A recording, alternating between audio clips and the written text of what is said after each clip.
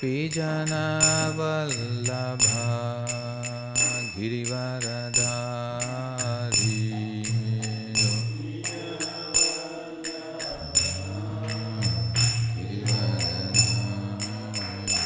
Jaya Gopijana Vallabha Girivaradhari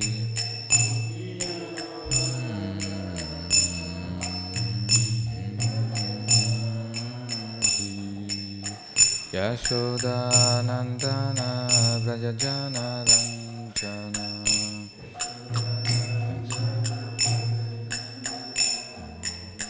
Yashoda Nandana Vrajajana Ranjana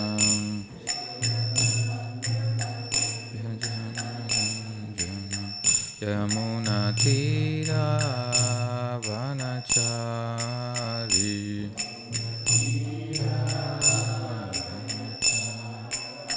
Yamuna Tira Vanachari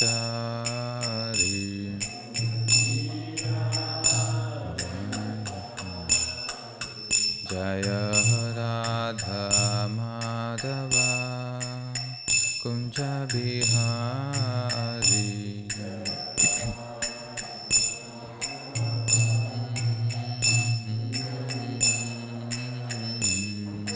Gopijana Vallabha Girivaradhari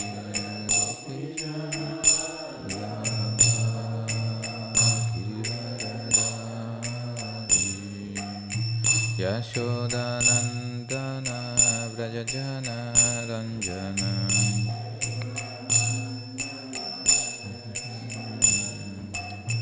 Yamuna Tira Vanachari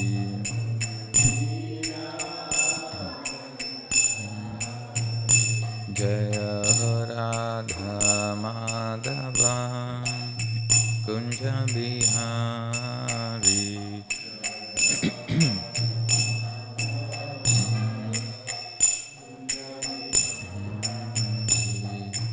Gopijana Vallabha Girivaradhari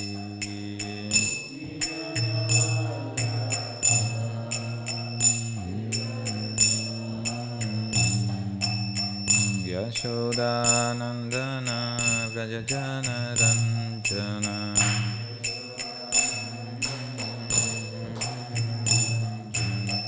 Yamuna Tira Vanachari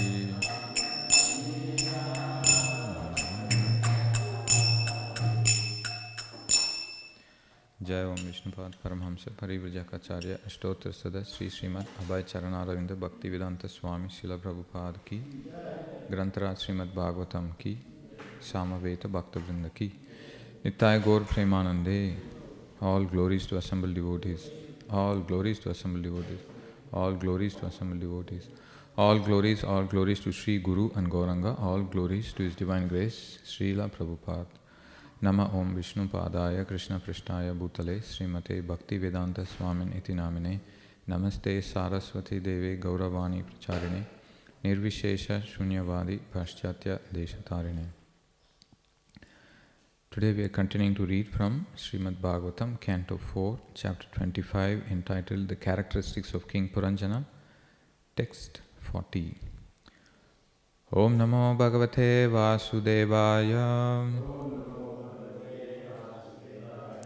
Om Namo Bhagavate Vasudevaya. Om Namo Bhagavate Vasudevaya. Narayanam Namaskritya Naram Chaiva Narottamam Devim Saraswatim Vyasam Tato Jaya Mudirayet Nashtaprayeshu Abhadreshu Nityam Bhagavata Sevaya Bhagavati Uttama Shloke Bhaktir Bhavati Naistikhi.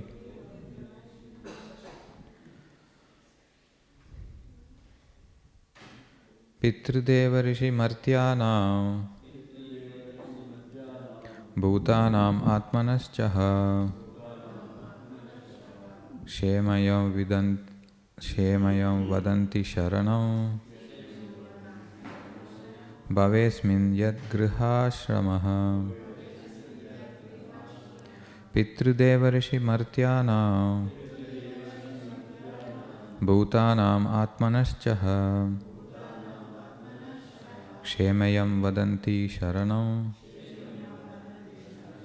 Bhavesmin Yad Grihashramaha Pitrudeva Rishi Martyanam Bhutanam Atmanaschaha Shemayam Vadanti Sharanam Bhavesmin Yad Grihashramaha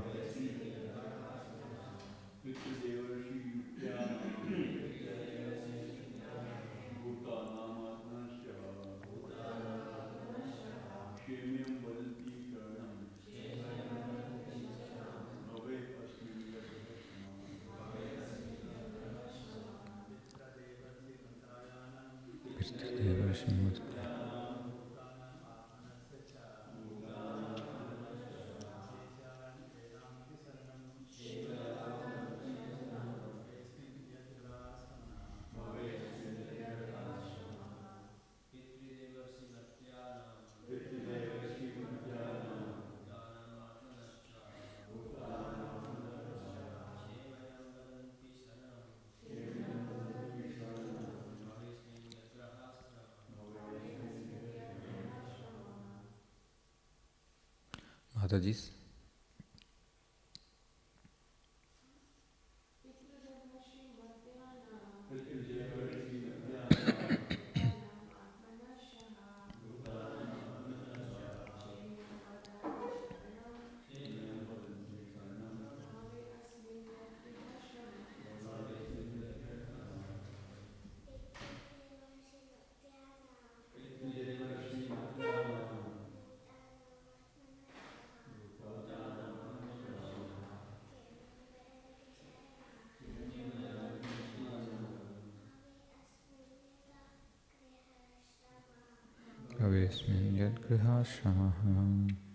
Word to word meaning: Pitra, forefathers; Deva, demigods; Rishi, sages; Martyanam, of humanity in general; Bhutanam, of the infinite living entities; Atmanaha, of oneself; Cha, also; Ha, certainly; Shemayam, beneficial; Vadanti, they say; Sharanam, shelter; Bhave, in the material world; Asmin, this; Yat, that which; Griha Ashramaha, householder life.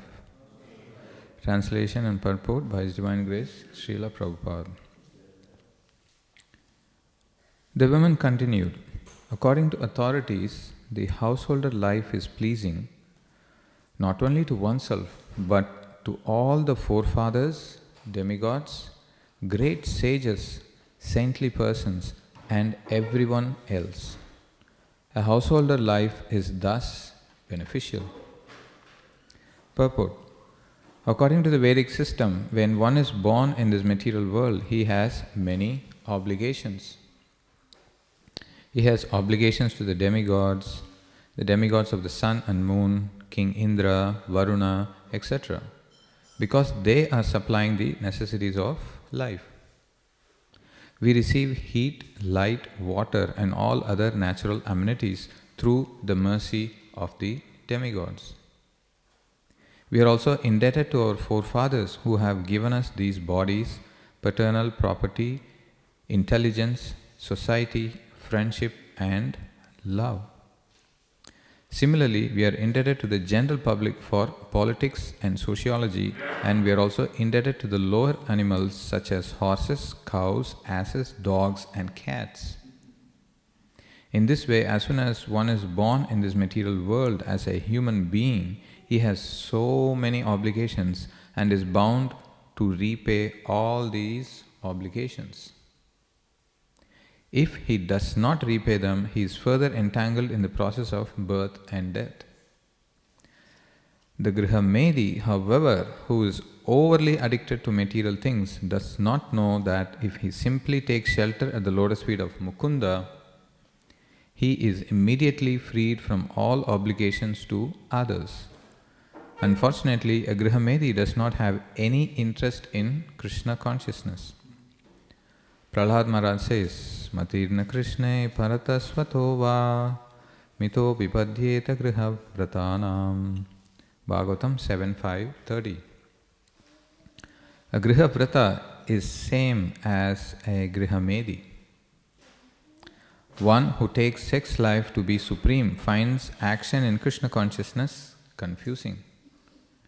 Either due to his own personal consideration or due to his having taken instructions from others or conferring with them, he becomes addicted to sexual indulgence and cannot act in Krishna consciousness. Om Ajnanatimirandasya Jnananjana Shalakaya Chakshurun Militam Yena Tasmai Shri Gurave Namaha Shri Chaitanya Manobishtam Stapitam Yena Bhutale Swayam Rupa Kadamayam Dadati Swapadantikam Vandeham Shri Guruho Shri Yuta Padakamalam Shri Gurun Vaishnavamscha Shri Rupam Sagrajatam Sahagana Raghunathanvitam Tam Sajivam Sadvaitam Savadutam Parijana Sahitam Krishna Chaitanya Devam Sri Radha Krishna Padan Sahagana Lalita Shri Vishakhan Vitamscha He Krishna Karuna Sindhu Deenabandho Jagatpate Gopesha Gopika Kanta Radha Kanta Namosude Tapta Kanchana Gaurangi Radhe Vrindavaneshwari Vrishabhano Sute Devi Pranamami Haripriye Vanchagalpatarubhyascha Kripa Sindhubhya Evacha Patitanam Bhavanebhyo Vaishnavebhyo Namo Namaha Jai Sri Krishna Chaitanya Prabhu Nityananda Shri Advaita Gadadhar Srivasadi Gaura Bhakta Vrinda Hare Krishna Krishna Krishna Hare Hare Hare Rama Rama Rama Hare Hare. The proposal put forward by the lady who is representing intelligence continues. If we look at the words that she is using to allure Puranjana, it's quite fascinating. She calls him, O best of human beings, O great hero, my dear gentleman, O killer of the enemy, and then my dear Lord. And you may live for 100 years, so she is giving a nice package, wrapper, which looks very glorious and attractive. And if we analyze carefully at the words, one side she seems to be praising Puranjana, just like sometimes the atheists criticize devotees and followers of God in a direct way and then in a subtle way by glorifying themselves and then putting them down. Here, this woman is trying to bring out the best, the good aspects of householder life. And if she had stopped there, it would have been good. But she goes on to criticize how those who are interested in self-realization, they are I think she says,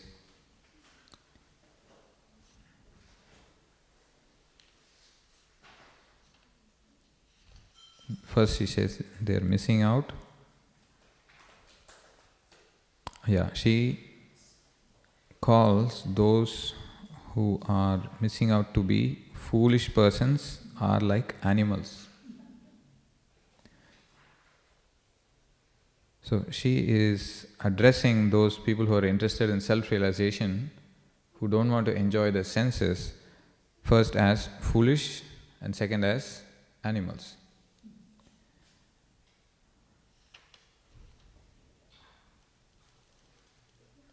After having put them down, now she is again bringing up the glories of householder life, which is what is brought up yesterday, which was brought out yesterday. A householder's life brings all kinds of happiness in religion, economic development, sense gratification, and the begetting of children, sons and grandsons. So, she is basically presenting side by side the advantages of Grihastha Ashram and I'll correct myself, Griha Medi lifestyle versus a person who wants to take the path of self-realization. If you would have seen product brochures where they say, these are the aspects and we are fulfilling all that, tick, tick, tick, and the other products, cross, cross, blank, and they don't have all this. So she is putting up, if you can imagine, a tabular column, and then Grihastha lifestyle. Okay, I can get dharma, artha, kama, tick, whereas others are not going to enjoy that. Then I can perform sacrifices, elevate myself to the higher planetary systems, and then the material happiness is going to be available for me right now and then in the future also. Whereas those who are self-realized, there's nothing there. They don't know how to enjoy in this life with whatever they have got, and they're not going to enjoy in the next life also. She goes on to say they cannot even imagine such happiness. She must have done some degrees in marketing, I believe. So she's able to contrast. And today's verse, she's quoting authorities.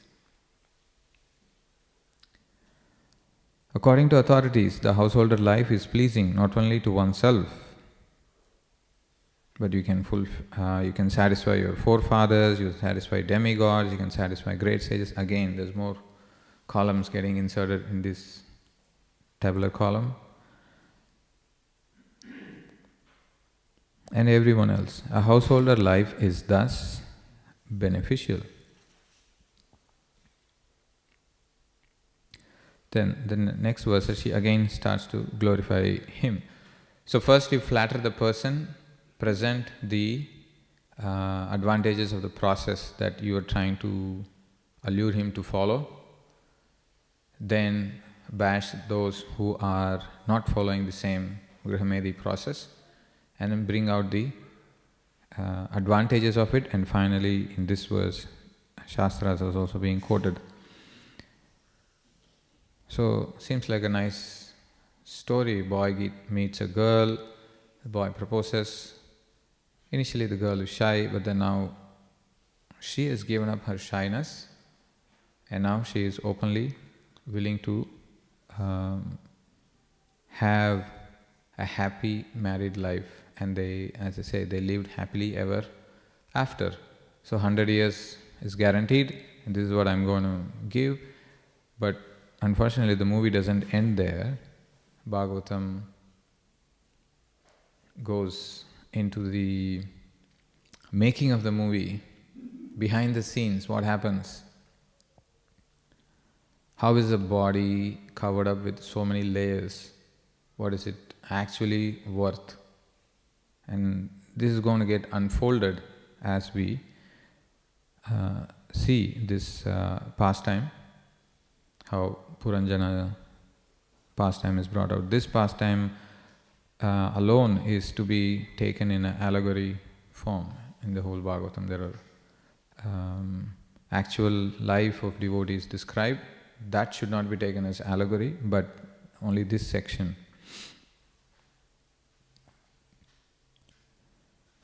Now the key point that is brought out in this is the obligation of the living entities.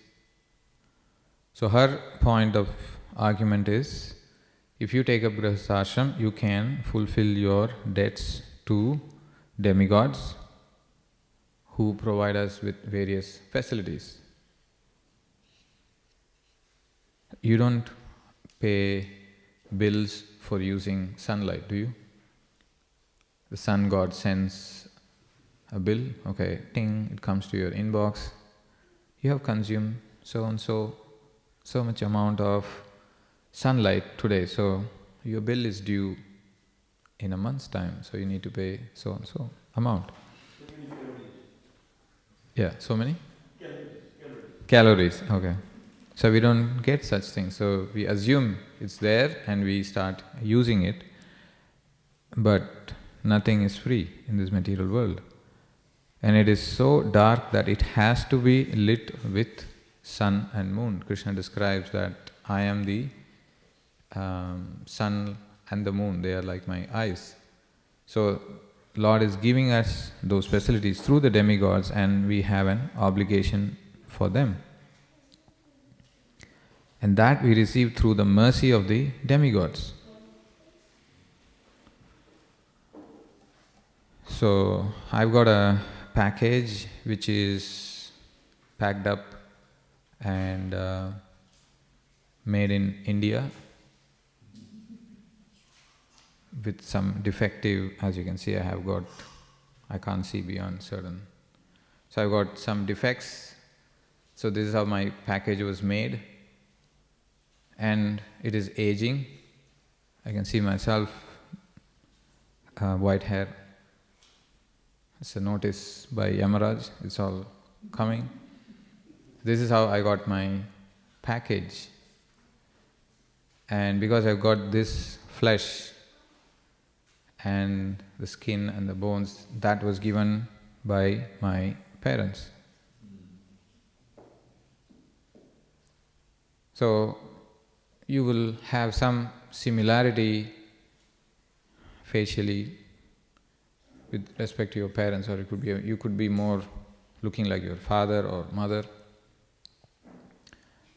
So that's why this package is made in a particular place and somebody is giving it to us, and therefore we are indebted to our parents, our forefathers, because we inherit a lot of wealth from them. Along with the wealth comes the karma also, conditions apply. The fine print, yes, I am inheriting wealth from my father, grandfather. Along with that, so one aspect of karma that you have got is this whole dress of a prisoner in a cell. So that's what this body represents. So we have got it from our parents, forefathers. So they have given us the bodies, they have given us paternal property, which comes in terms of money and then comes in terms of karma also. Because you did not make the choice of, because I did not make a choice, like, okay, I'll go to Google Maps, I'll search India, Tamil Nadu, this particular place. I did not do all this. We karmana daiva netrena, we are forced to take birth. Then whatever place that I got into, that was already there. And lot of effort goes through in delivering a baby. So the protection, nourishment and all that, so we are indebted. The house, personally I can say the house I lived in was given by my grandfather to my father. When I went through the house papers, when I had to apply for a loan, then I understood, okay, this is coming from my forefathers, that they got it from some other person. So those documents, if you look at it, some will be dating 1900, then it got down to this person, got down to this person. So your grandfather, great-grandfather's name, who you not haven't seen, but you are enjoying. You're sitting in the house which is given by them. And interestingly, Prabhupada mentions that we also inherit the intelligence.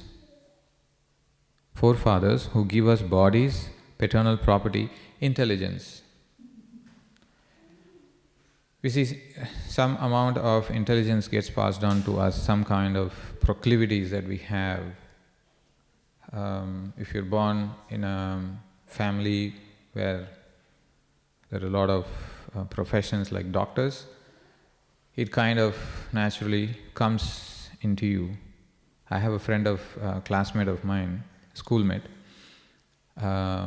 His father was a great doctor, and he had 3 brothers and a sister, and they were all from their young age, they were trained in the science and all those skills, because his father wanted them to make them another set of doctors. So they were groomed in that way, except for one brother who took up engineering. The rest of them, as per the grooming, they took up the profession of doctors.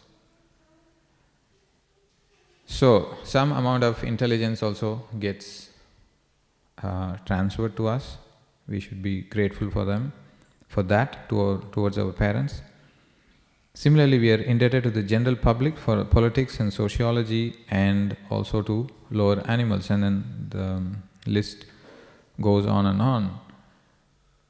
Now, how are we to repay the debt to each one of them? You can try that process, or the intelligent way is to pour the water at the root, and then the water gets distributed to the branches. And that's what, by taking shelter of Mukunda, Deva, Rishi, Bhuta, Apta, Nirinam, Pitrinam, Na Kinkaro Nayam Rinicha Rajan Sarvatmanaya Saranam Sharanyam Gato Mukundam Parihritya Kartum. So that's the verse Srila Prabhupada from the 11th canto, 5th chapter, 41. So he's quoting that, and here's where the bubble is broken. Prabhupada is giving the actual knowledge, not the allurement which the lusty intelligence or the polluted intelligence is presenting, that a person who has not controlled his senses may think that he can repay the debts, but simply by taking shelter of the lotus feet of Mukunda, he is immediately freed from all the obligations to others. The list: Deva, Rishi, demigods, rishis. The rishis have given us the scriptures. So in that verse, the 11th canto verse, the rishis have given us the scriptures we are reading, like Garga Samhita, Manu Samhita, Deva, Rishi, ordinary men.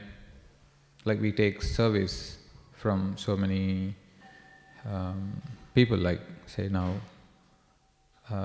we take public transport, somebody is driving us, we need items to be transported, somebody is transporting us for us. So by surrendering to Krishna, Mukunda, who is the giver of liberation, Mukti Da, Mukunda, one who gives mukti or liberation. So if we surrender unto him and serve him by taking shelter of a bona fide spiritual master and getting connected through a bona fide parampara, then you don't have to repay the debts separately. So this is the actual knowledge. And here we are able to tick all the boxes by the knowledge given by Srila Prabhupada. But as per the mindset of this lusty intelligence, one may not be willing to listen to such divine teachings coming from saintly people, because the polluted intelligence calls those self-realized people to be fools and animals. So if I have an attitude of aversion towards saintly persons, I can't listen to them, I won't listen to them. Because I am busy in making my own plans, because I can't control my senses, and then the world around me presents a lot of allurements and I start making plans. So that's what is described in the 7th canto verse.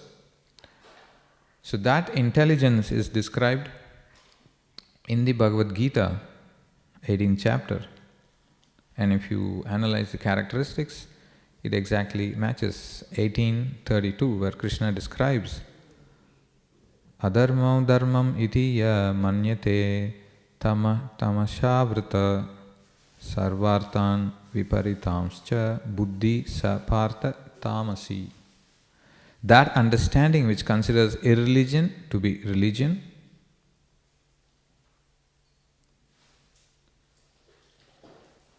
sense enjoyment to be all in all, respecting saintly people, that's religion, but then we are disrespecting by calling them animals and fools. That's coming up next. Religion to be irreligion, under the spell of illusion and darkness, and strives always in the wrong direction, O Partha, is in the mode of ignorance. That's what initially the allurement was presented as per the lusty intelligence is you can live a good life now, 100 years guaranteed, with all the facilities. I have made all the facilities for you, you can enjoy with your desires, everything.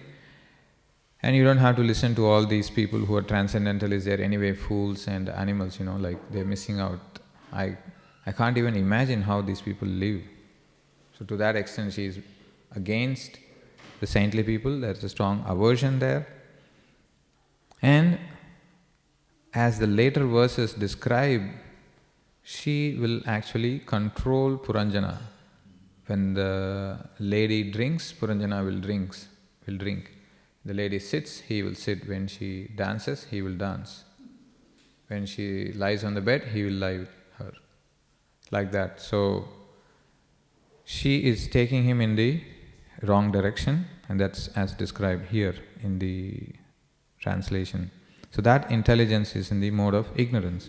This is a short and sweet purport by Prabhupada. Let's hear. Intelligence in the mode of ignorance is always working the opposite way it should. It accepts religions which are not actually religions and rejects the actual religion.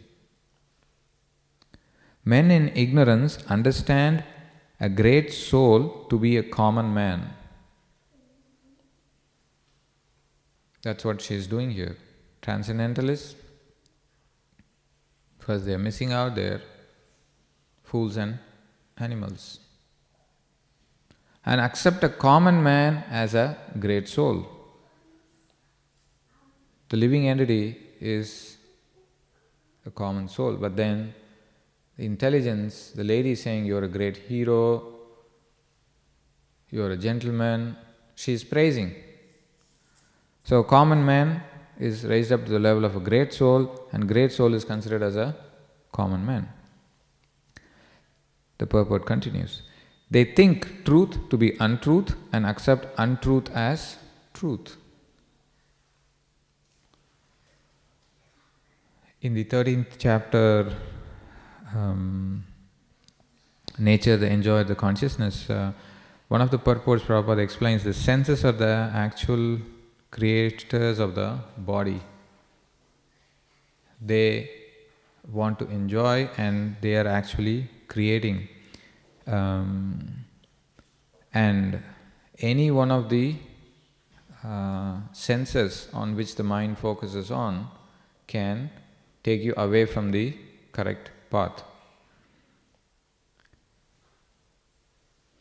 So the way the allurement is presented is that whatever is untruth is presented as if it's going to be true and everlasting. And whatever little inclination that you have towards reading scriptures or associating with devotees, that is condemned. Like they're fools, animals, don't associate with them.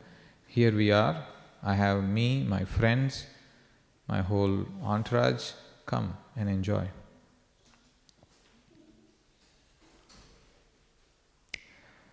Going back to the purport, in all activities they simply take the wrong path. Therefore, their intelligence is in the mode of ignorance. Just to summarize, they accept religion to be irreligion, first, common man to be extraordinary man, and extraordinary spiritually elevated people to be a common man, truth to be untruth, untruth to be truth. So the body is untruth, the soul is the truth. It exists forever, full of knowledge and bliss, whereas Achit, Nirananda, that's what you get, full of ignorance. So that is projected as truth. So this is how we see that inherently there is no knowledge, you're already lacking in knowledge, and you're not willing to listen to those people who are willing to give you advice. That's why there is a saying in my mother tongue that either you should be self-realized and have knowledge, which is your own buddhi that you already have. If you don't, at least you should be willing to listen and get the intelligence and knowledge from others. If you don't have either, you don't have your own intelligence and you're not even willing to listen, then there is no hope of deliverance.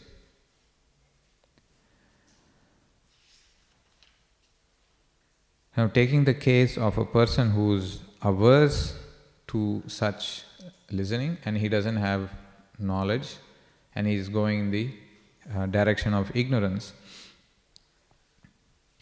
still, because they are attached to some worship or some kind of piety, as mentioned in this, where you can observe in real life that even those who are running after material achievements, when they have major events in their life, like their birthday or their marriage anniversary, or they got a job, just for the sake of formality, they may visit a temple and then just want to, just for formality's sake, go and then take some blessings. So I met one such person who was here, and it was on Vijay Dasami during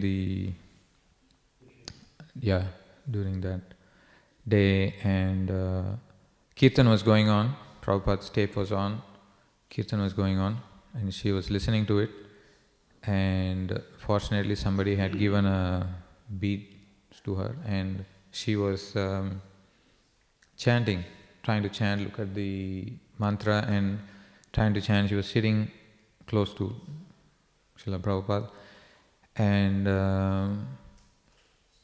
she was not having beads, and she wanted to chant, and then when she saw me, she asked, where can I find the beads? So then I got the beads and then gave it to her. And then she started to explain, no, I got a job, and I was struggling hard, that's why I came to temple to say thanks. I said, okay. Now you've done such a great thing, you've come to the temple, thank you. You can chant, these are the beads, and because you are now starting a new direction in your life, you got a new job,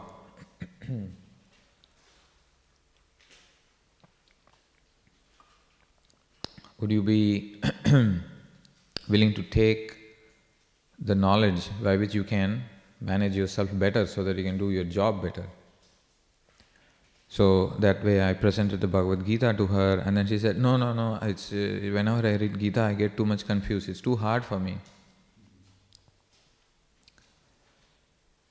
So then I turned the book around and then said, see, this is read by great people like Mahatma Gandhi. And slowly her reaction started to change, and then I turned her direction to Prabhupada. I said, look, in Melbourne, which is a busy city, you are able to come and experience a spiritual atmosphere here.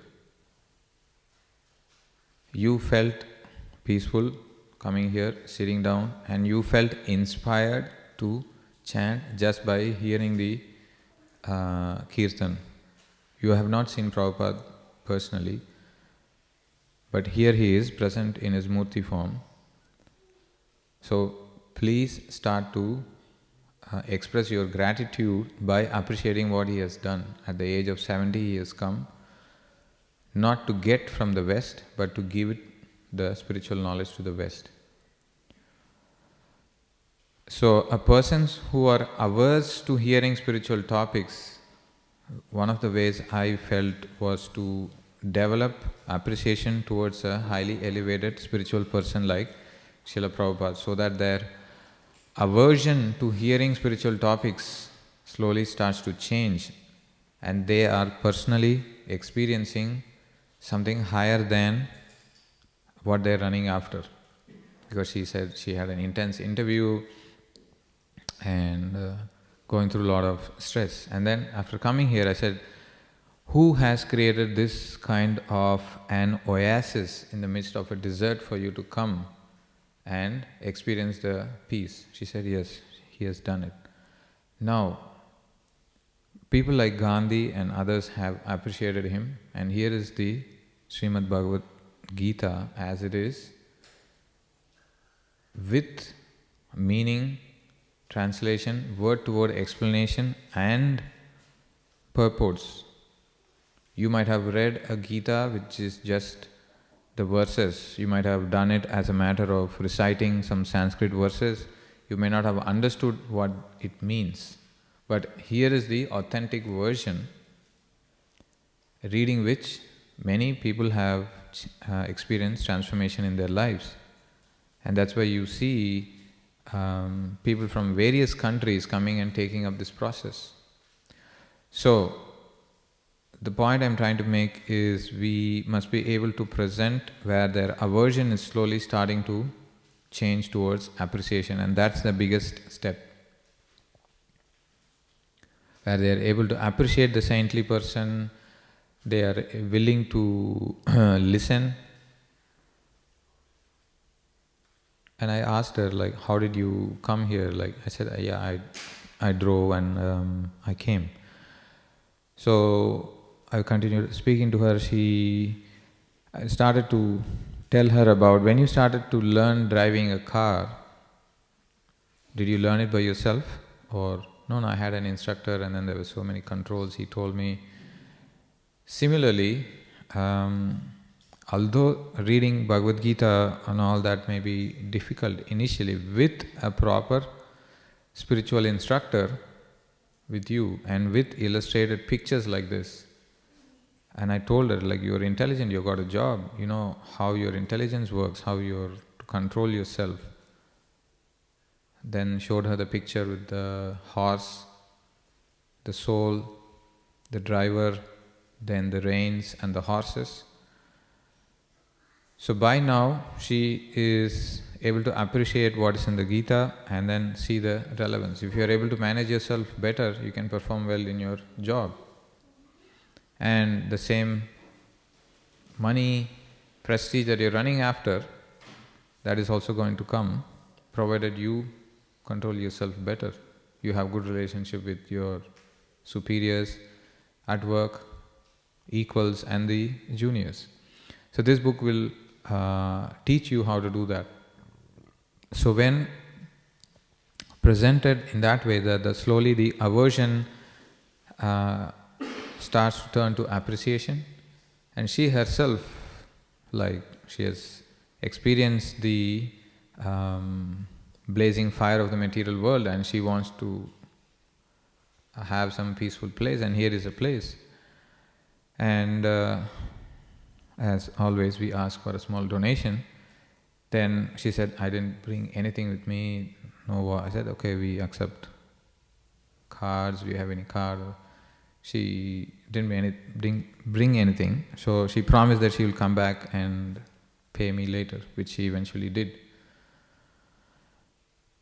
So, firstly, those who are running after material pleasure during their key events in their life, they tend to turn towards spirituality. And at that time, when it is presented in a way that their aversion slowly starts to change to appreciation, by giving them the knowledge, by giving them what they want in terms of their senses, because I told her go upstairs and have prasadam, and she was very happy. She had prasadam and then came down. And so the senses which require some kind of gratification, we are giving a spiritual version of it. And she also took darshan of the deities, which also the personal form of the Lord, as described by Lord Shiva in the previous set of prayers, that the personal form of the Lord, when seeing, taking darshan, that satisfies your senses and gives a sense of satisfaction to you, which cannot be experienced in the outside world. So she was able to see both the things side by side. And now it's up to her what choice she wants to make. Now the intelligence is starting to awaken and is able to compare these two, the blazing fire of the outside world and the peace and serenity experienced in this temple hall. So then the intelligence, the spiritual intelligence actually gets awakened. This is one verse by one of the acharyas, Sampraptam labdha buddhaye. Now I have been serving my senses for many, many lifetimes. Now my intelligence is awakened.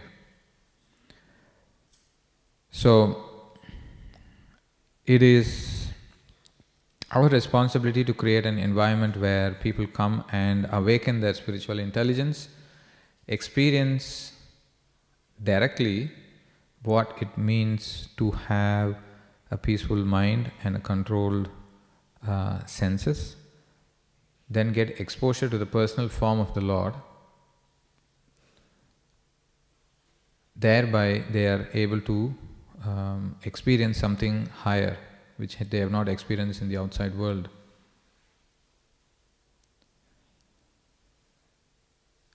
This knowledge as such has to be given out and also applied personally in our own life. When I was reflecting on this whole episode of Puranjana getting allured by the woman, I remembered the episode of Diti alluring Kashyapa. And that's the same, very similar, where Diti will start to praise him, praise Kashyapa, and Kashyapa will also pacify her with the joking words. In that section, Prabhupada writes that although Kashyapa was doing a religious, he was conducting some fire sacrifice at home, and that fateful evening where he got allured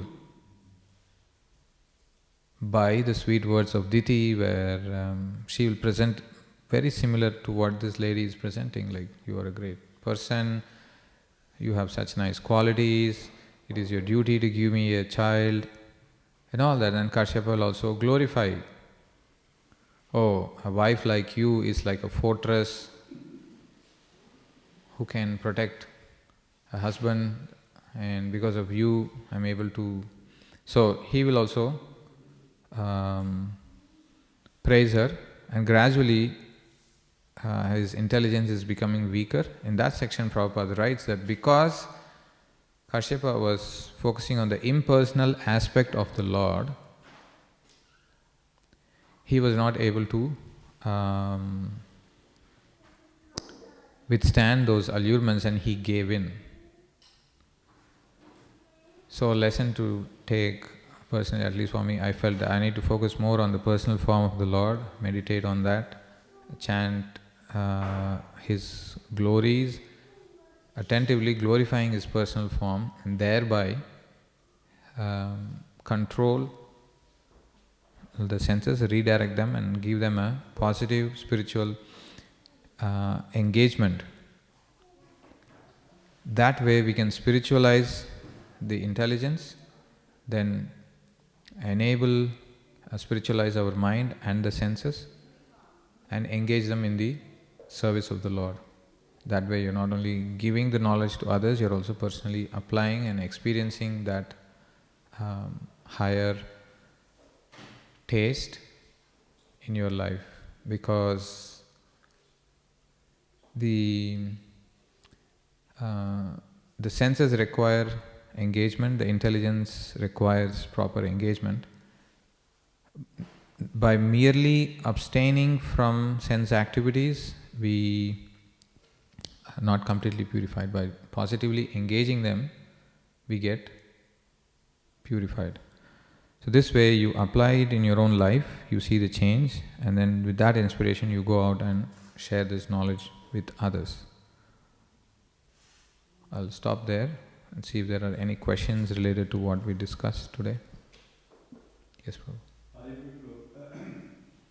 I want to ask you something about a gentleman. Is it related to this verse today? Yeah, very close to. Okay. He's around 50, 55. He is having good relations with a girl for about last 30 years. He comes to the Bhagavatam class. He does the, as you are saying, the package. And he takes prasadam also. But unfortunately the girl doesn't want to marry him. She wants to be with him. Maybe she likes him. Because 30, 35 years is a long time. But the problem is, the boy wants to marry the girl. Yeah, the way the question is progressing is, I don't think I'm qualified to get into, as I'm in the Brahmachari Ashram, I won't be able to give advice about a problem between a man and a woman. It's better you consult a qualified Grihastha preacher. So, yeah,